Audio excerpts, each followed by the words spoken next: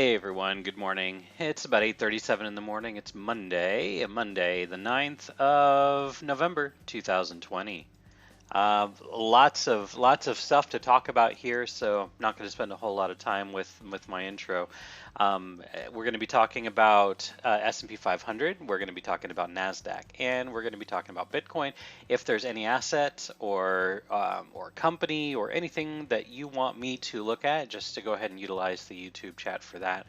I will also try to keep an eye on the Discord if there's something you want me to look at there. So I'll be keeping an eye on those two places.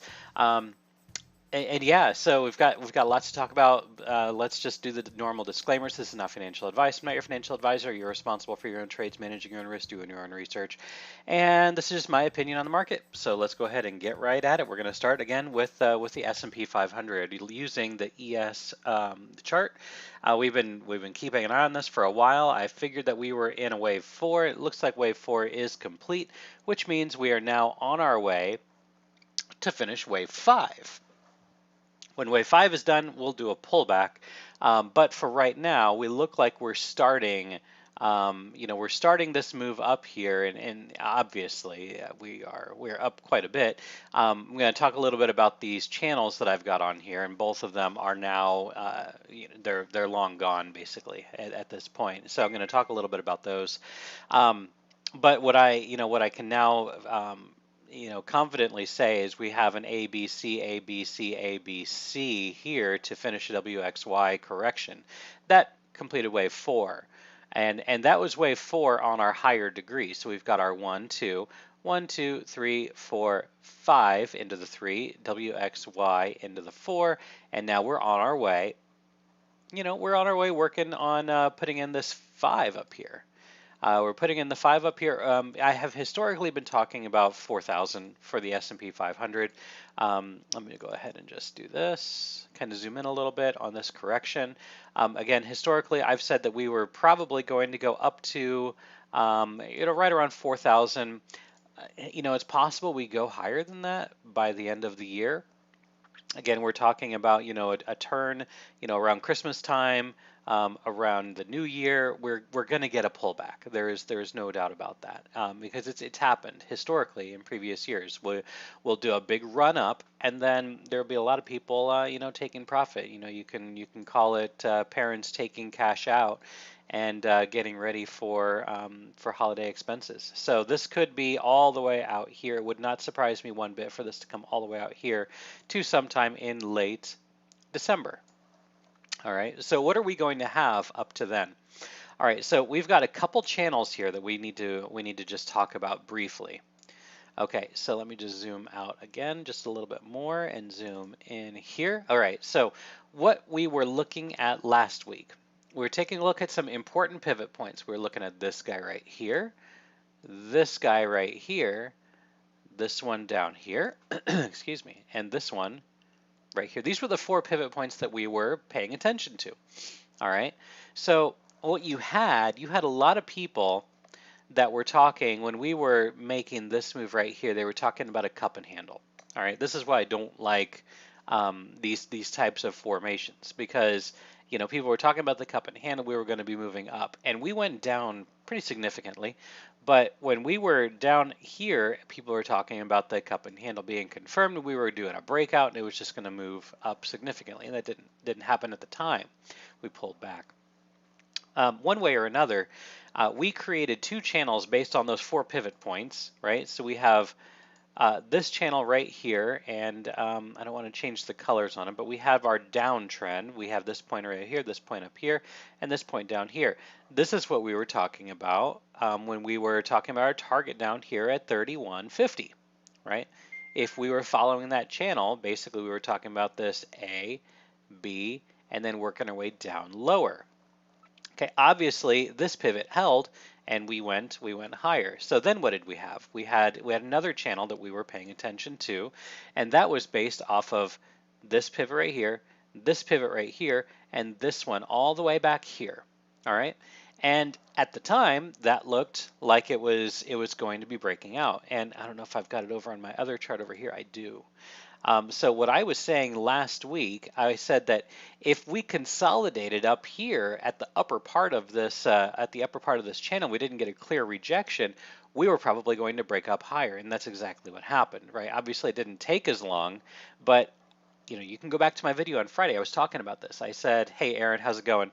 I said if we consolidated up here, we were not going to be creating a major pivot, and we were probably going to break up and out of this, and that's exactly what happened. So we do not have a contender for an ABCDE correction at this point, right? So what we were looking at from up here, we were talking A, B, C, D. We needed the rejection though, and then come down for the E. That was a potential possibility.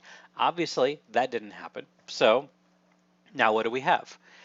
Well, what we have right now is a break of our down channel and a break of our up channel, and SPY opening up at a new all-time high.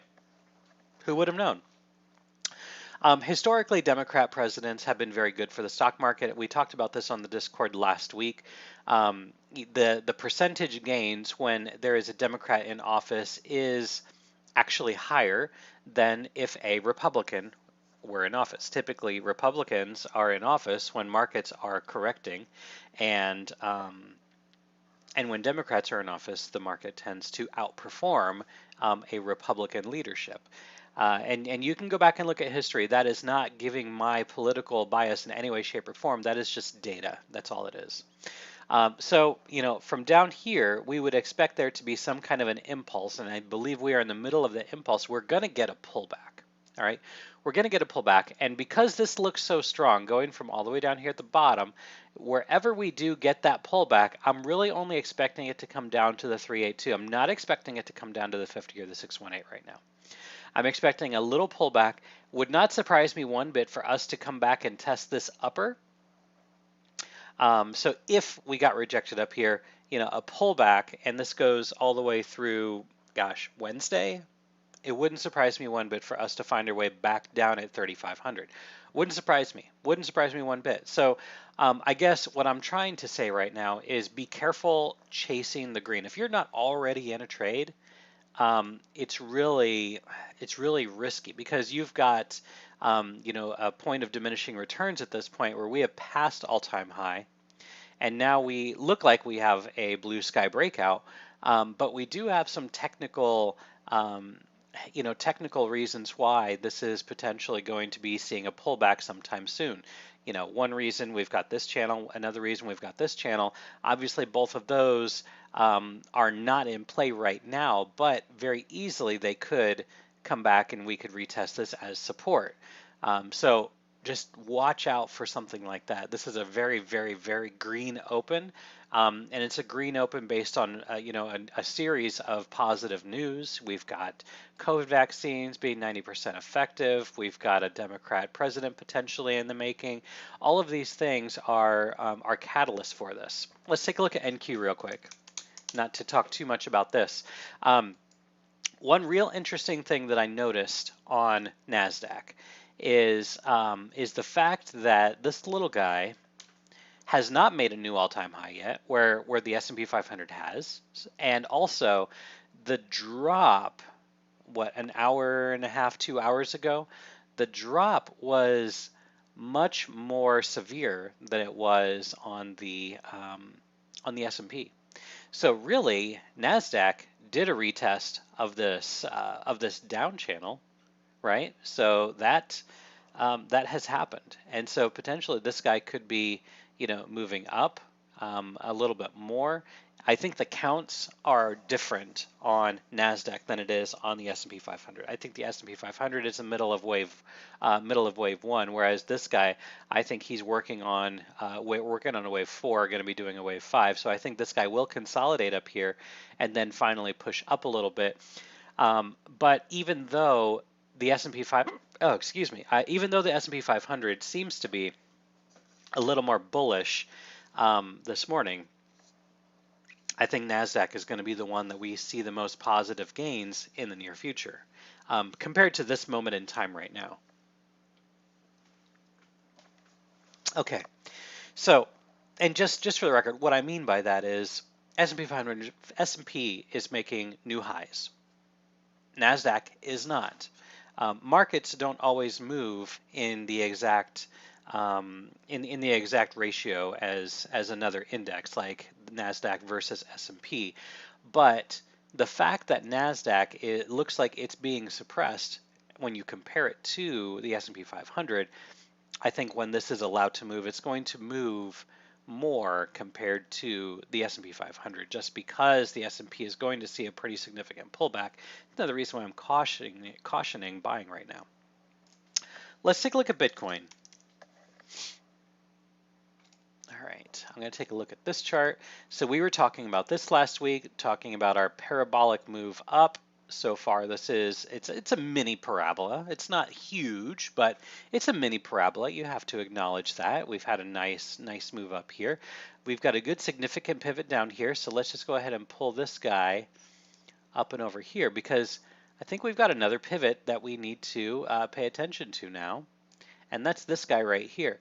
So I think we're very close, and you know, I don't want to change this guy too much, but once we start breaking out, so in other words, if we continue moving sideways, I think the probability is we're going to see another little bit of a pullback. We saw a 10% move. Okay, we saw a 10% move from when we hit the high on the 5th to when we hit the low on the 7th. 2-day mark, we had a 10% move.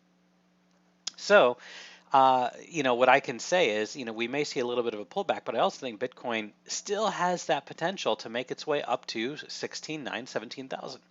That is where I'm looking for finally opening a short. Now, I mean, just for the record, let me go down to like a 4-hour time frame and just talk about this for a moment. Talk about some mistakes that I made. Okay, so some mistakes that I made was all the way back here where I was talking about buying at 6,000, right? So if you were on the Discord, you know that I was talking about buying at 6,000, buying at 4,500. You know, it was right back in this area. We were talking about buying and significant. You can go back to March 13th. You can watch my capitulation video. I was advocating for a pretty strong bull trend, and so far so good. But I made a mistake because actually had a long position at 6,000.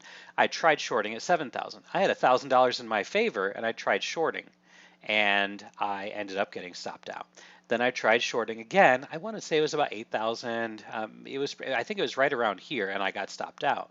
I ended up giving back a lot of my profits, actually all of my profits, trying these short positions because I thought for sure that we were going to come back down. So my basis for it at the time was, all right, we're down here at these lows, we're going to come all the way up here.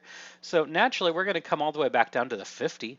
I was like, yeah, we're going to come down to 5,600. It's going to happen. Never happened. Never happened. Okay. So, you know, hindsight's always 20/20, but these are just some of the mistakes that I made.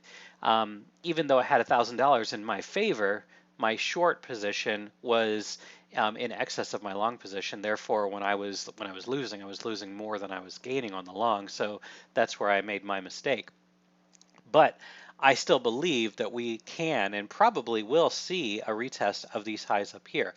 All right, so obviously we've got this 5. I think this 5 is currently in now, so we have some, you know, new developments over the weekend here. So I believe that this 5 is more than likely complete. It is possible that it's not quite there yet. So we've got, again, from down here, we've got a 1, A, B, C here into the 2, 1, 2, 3, 4, 5 into the 3, A, B, C here into the 4, 1, 2, 3. You know, it's possible that we have one more little move up here before this 5 is actually in. So maybe we make that 17,000 mark before we know it. So let me remove this guy here. I want to just kind of take a look at this because I think there is potential for Bitcoin. I'm going to take a look at this last wave 5 here. Potential for Bitcoin to make a nice sizable move up here. So from here, let's just take a look at this. All right. So from here, 1, 2, and this potentially being the 3, 4, and then working on that 5. Now, obviously, a lot has to happen here actually very soon before this happens. If this is the 4, then what are we going to be looking at from here? We're going to be taking a look back to maybe the 50 or the 618 at 15.1, potentially back to 14.9. But these are the areas that I would be paying attention to. Let me go down to a 30-minute chart here and just to kind of pull this back and just peg that there.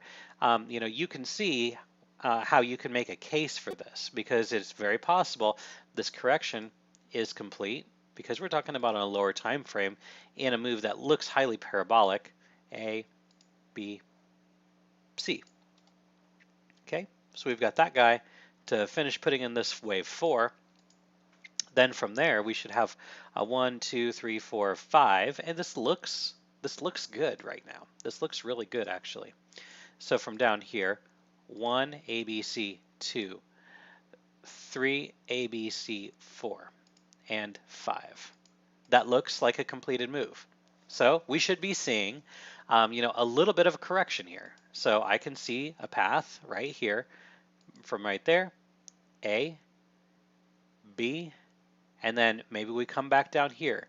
Maybe it happens faster, and this still happens today, within the next, I don't know, 6 to 8 hours, right? Maybe this happens faster. I would say probably 15.1 is likely where this guy is going to go. Be expecting, that move, up, right? So watch for some absorption in the market. Watch for this guy to come up and then come back down. Then, likely this guy is probably going to end up moving higher, making some new highs. Right now, our 2020 high is right there at about almost 16K. Almost 16K. So, I knew we were going to get up here. It just happened a lot faster than I expected it to. I do expect that this move is not done. It looks to me like we have another move up in the making. So just keep an eye on this guy, because obviously we're in a bit of a correction right now. This does not look like distribution. Okay, distribution does not look like this. Distribution would have a big spike up in the middle, not a big drop in the middle. Okay, this looks like reaccumulation right here. This does not look like distribution. And just for the record, this is kind of what this would look like. So let me get my polyline. So when we have a move up, what you typically would see is a big up like this, and then a pullback. So this would be your distribution, right? So in my opinion, this is what distribution would look like. Okay, but what in fact we are seeing is we saw the move up,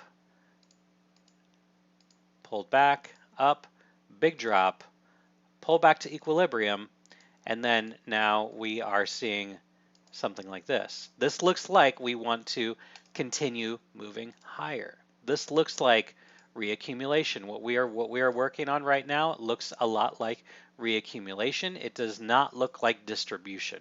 That's just my opinion.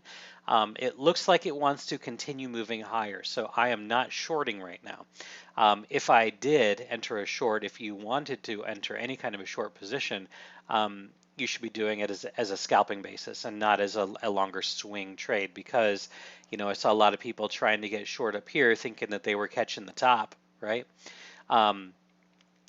But again, if you did happen to short up at 15.9, heck, even if you shorted at my first initial target, which was 15.394, you're still $114 in profit right now.